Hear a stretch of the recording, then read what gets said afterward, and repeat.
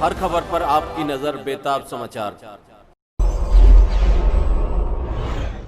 दोस्तों नमस्कार, आदाब, सत श्री अकाल, अस्सलाम वालेकुम। मैं हूं एस से बेताब और आप देख रहे हैं बेताब समाचार एक्सप्रेस।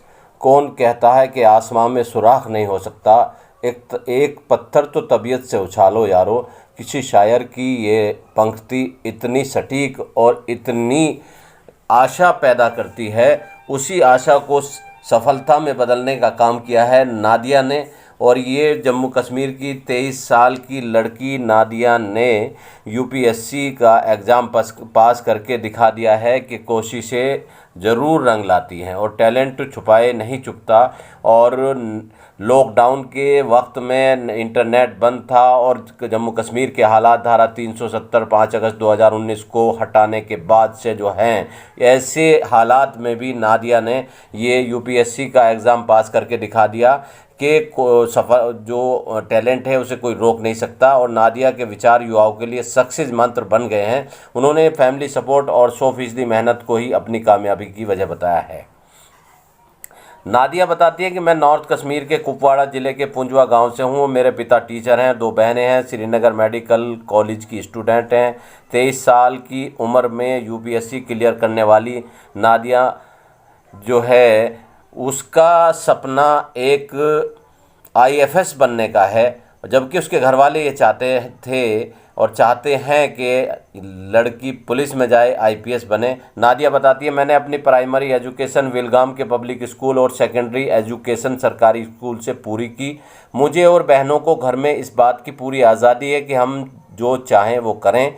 मेरे पेरेंट्स ने हमेशा करियर को संवारने में हम बहनों की मदद की है। इसके बाद दिल्ली आकर जामिया मिलिया इस्लामिया यूनिवर्सिटी से अर्थशास्त्र में ग्रेजुएशन किया और पढ़ाई के दौरान भी उन्हें ऐसा लगा कि मेरी रुचि पॉलिसी मेकिंग और एडमिनिस्ट्रेशन में है। मेरे सपनों को जामिया मिलिया में उड़ान मिली। यहाँ पढ़ाई करते हुए मेरी सोच भी बदली। मैं यहाँ पूरी दुनिया के लोगों से मिली जिन्होंने मुझे आगे बढ़ने में प्रेरित किया और मेरी मदद की। जब यूपीएससी की तैयारी का मन बनाया तभी मैं यह सोच लिया था कि परीक्षा में सफल होने के लिए रोज़ खूब पढ़ना ज़रूरी है। 2017 के बाद से अब तक मेरा हर एक दिन पढ़ाई करते हुए बीता है। मैंने रोज़ 12 घंटे पढ़ाई की। जब मुझे इस बात का यकीन नहीं हो गया कि अब तो मैं कामयाब हो जाऊंगी, तब तक मैंने पढ़ाई के अलावा कुछ नहीं किया। जब लोग पूछते हैं कि क्या तुम्हें ये यकीन था कि तुम परीक्षा में सफल हो जाओगी, तो वह कहती हैं कि यही बात तो यूपीएससी की खासियत है। जिस भी स्टूडेंट को नंबर 1 रैंकिंग मिली है, उसे भी यह नहीं मालूम होगा कि वह इस मुकाम को हासिल कर पाएगा। मैं अपने पहले प्रयास में पहले राउंड में ही बाहर हो गई थी और लेकिन मेहनत फिर भी की और अब सफल होकर दिखा दिया। मेरी जी जान से की गई मेहनत का असर नतीजों के रूप में निकल कर आया और मैं मानती हूं कि हर एक स्टूडेंट के साथ ऐसा हो सकता है। आज के दौर में टेक्नोलॉजी की नई चीज़ें हमारे लिए ख़ास तौर पर मददगार हैं और इससे निश्चित रूप से आने वाले दिनों में बच्चों को अच्छी सफलता मिलेगी। जाहिर तौर पर घाटी का माहौल पढ़ाई के लिए प्रोत्साहित करने वाला नहीं है। अगर मैं उसी माहौल में रहती तो मेरे लिए आगे बढ़ पाना मुश्किल होता। इसलिए अच्छी तैयारी के लिए मैंने जामिया मिलिया एकेडमी की रेजिडेंशियल कोचिंग ज्वाइन की। मेरी सक्सेस का क्रेडिट उन्हें भी जाता है।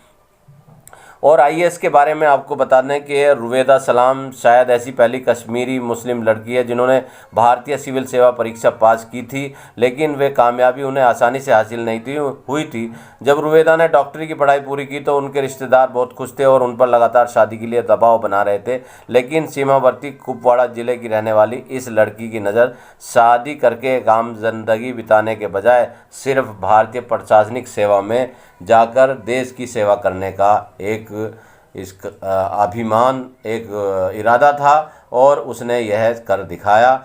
और शादी का जो उसका ख्वाब था परिवार का और वो रिश्तेदारों का जो दबाव था, उसको दबाव को छोड़कर उसने आईएएस ज्वाइन किया।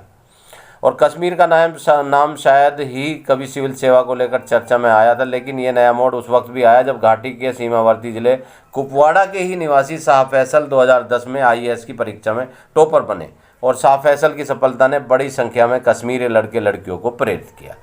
और अब 11 साल बाद ये एक बार फिर जो है, अब आपको बता दें कि ये नादिया ने जो रैंकिंग हासिल की है उसके हिसाब से इसे जो सेवा मिलेगी वो तो मिलेगी ही, साथ ही इसका वो सपना भी पूरा होगा और कश्मीरी नौजवानों को एक प्रेरक के रूप में नादिया को वहाँ के नौजवान देखेंगे कि नादिया जब आईएएस कर सकती है तो हम क्यों नहीं, और इसी से प्रेरित होकर और भी लड़कियाँ जम्मू कश्मीर की आईएएस के लिए काम करेंगी और अपनी तैयारी करेंगी, ये हम दिखाएं आपको।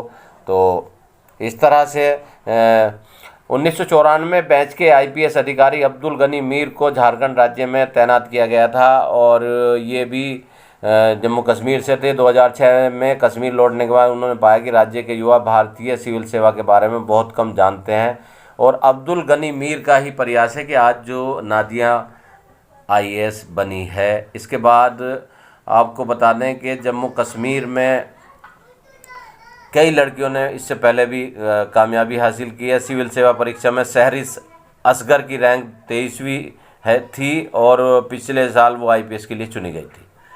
तो आईपीएस और आईएएस बनकर देश सेवा करने का जो नौजवानों का सपना है, उन सपनों को पंख और उड़ान लगाने का काम नादिया ने किया है। और नादिया भी नॉर्थ कश्मीर के कुपवाड़ा ज़िले के पुंजवा गांव से है और उनके पिता टीचर हैं और 2 बहनें मेडिकल कॉलेज की स्टूडेंट है।